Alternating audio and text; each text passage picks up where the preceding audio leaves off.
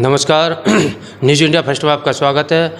मैं आपके साथ रविंद्र कुमार इंसाद संवाददाता और मेरे सहयोगी डॉक्टर योगेंद्र प्रजापति छोटी काशी अनुपसर से। इस समय पर हमारी टीम डॉक्टर सुधीर अग्रवाल जी, जो पूर्व चेयरमैन नगर पालिका परिषद अनुपसर के रहे, तो निकाय चुनाव के बारे में उनसे जानकारी करते हैं, तो आप हमसे जुड़े रहिए।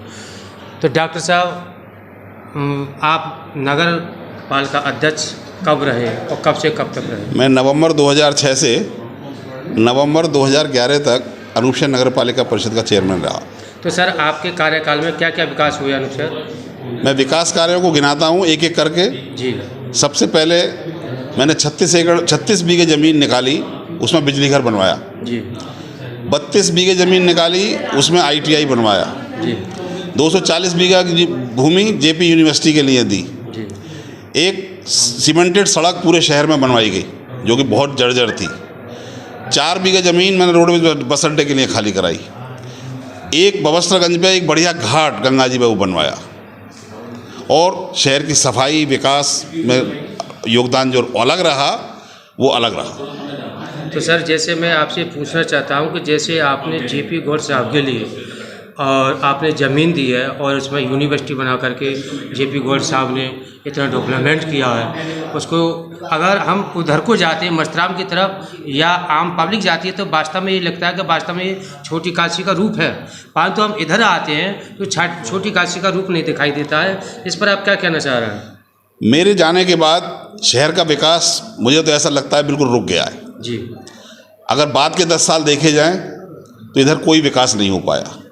और मस्तराम घाट और मोक्ष धाम जो JP गौड़ जी ने विकास किया, वो मेरी रिक्वेस्ट पर, और बी चंद्रकला जो DM थी जी, उन्होंने ये कहा गौड़ साहब से, गौड़ साहब को उन्होंने खाने पर बुलाया और उनसे रिक्वेस्ट करी कि बुलंदशहर में जो कालेआम चौराहा है उसे आप सही करवा दें। जी। उन्होंने कालेआम चौराहा सही कराया और इसके एवज में उन्होंने कहा कि मैं आपको ज़मीन दूंगी, आप गंगा जी पे और काम करिए। तो मस्तराम घाट की ज़मीन और मोक्ष धाम की ज़मीन बी चंद्रकला के कहने पर तहसील वालों ने निकाल के दी। तो सर, मेरा आपसे दूसरा सवाल ये है कि वैसे समाज भारतीय जनता पार्टी का हमेशा समर्थक रहा है। आपकी बार जो टिकट जो मिली है भारतीय जनता पार्टी को, गोपाल शर्मा के लिए मिली है, और इसकी बार समर्थन किसके लिए जा रहा है? सवाल वैश्य समाज और ब्राह्मण समाज का नहीं है। जी। जो रोष है वो सिर्फ जो निवर्तमान चेयरमैन हैं उनके प्रति है। जी। वो किस कास्ट के हैं इस बात से कोई समस्या खड़ी नहीं। किसी भी ब्राह्मण को मिलता, किसी और को मिलता, तो ये रोष नहीं हो पाता। तो जैसे आरोप लग रहा है पूर्व चेयरमैन पर कि अपने चहेते चेहरों के लिए ज़मीनें आवंटन की हैं, कहाँ तक सही है, कहाँ तक गलत है? अब उनसे आप पूछना कि ज़मीनें कहाँ निकाली उन्होंने, कहाँ किसको दी। सब बंदर बाट ज़मीनों की जो हुई है आपस के लोगों को दी गई है। कोई शहर में विकास के नाम पर तो मुझे लगता नहीं कि कोई ज़मीन कहीं दी गई है। तो सर, आप इस बार इस निकाय चुनाव में किसको मैदान में उतार रहे हैं? मैदान में उतारने का कोई सवाल नहीं है। मैं तो एक तरीके से निष्क्रिय था राजनीति में। जी। लेकिन जिस दिन वो टिकट डिक्लेयर हुआ जी, गोपाल शर्मा का, जी, तो इन लोगों ने जो जिसके समर्थक थे बड़ी असभ्य भाषा का प्रयोग शहर में किया, जो कि हमेशा अहंकारपूर्ण व्यक्ति ही करता है, और उस अहंकार में ये चूर थे। उसके बाद शहर के लोगों ने बैठ के ये डिसाइड किया कि नरोत्तम दास गोयल के पुत्र ब्रजेश गोयल को खड़ा किया जाए। उसमें मुझे बुलाया गया तो मैंने उसमें अपनी हामी भर दी। तब से मुझे थोड़ा सा सक्रिय होना पड़ा, क्योंकि हमेशा अत्याचार को ज़्यादा देर सह भी नहीं सकता आदमी, और उसी की वजह से मुझे मैदान में आना पड़ा। तो जैसे भारतीय जनता पार्टी के जो पदाधिकारी हैं उत्तर प्रदेश के अंदर जहाँ भी है, यदि वो आपसे ये पूछने लगे कि आपने भारतीय जनता पार्टी को क्यों सपोर्ट नहीं किया है, तो आप क्या कह सकते हैं? किसी गलत जजमेंट को अगर सपोर्ट किया जाए तो मैं तो नहीं समझता कि उचित है। जी।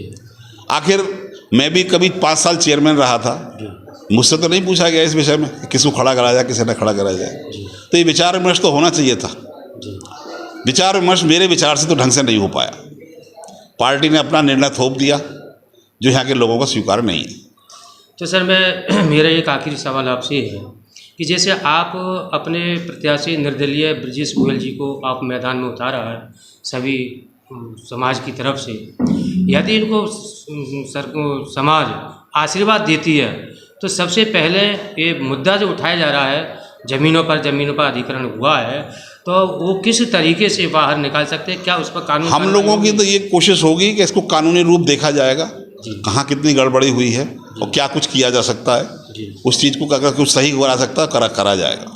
तो छोटी काशी के रूप में विकसित करने के लिए क्या क्या कदम उठाए जा सकते हैं?